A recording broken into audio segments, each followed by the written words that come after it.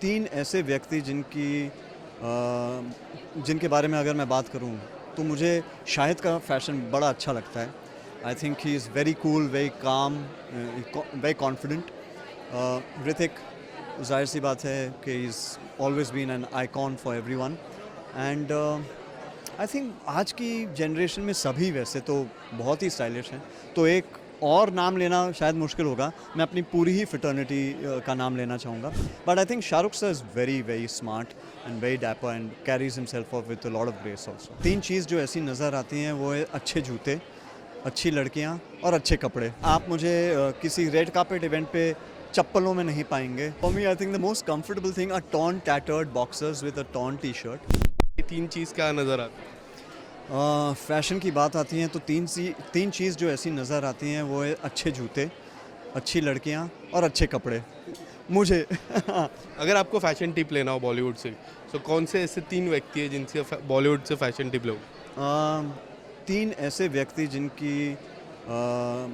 जिनके बारे में अगर मैं बात करूं तो मुझे शाहिद का फैशन बड़ा अच्छा लगता है। I think he is very cool, very calm, very confident. Hrithik, ज़ाहिर सी बात है कि is always been an icon for everyone.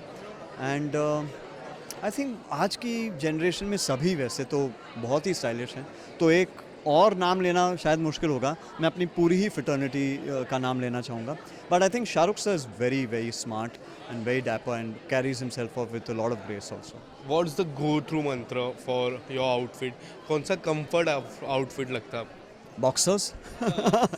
For me, I think the most comfortable thing are torn, tattered boxers with a torn T-shirt, and that's at home.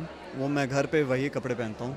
मेरी माँ को बिल्कुल पसंद नहीं है, बट जब मैं बाहर जाता हूँ तो मैं हमेशा जिस ओकेजन के लिए जा रहा हूँ उसकी इज़्ज़त ज़रूर करता हूँ।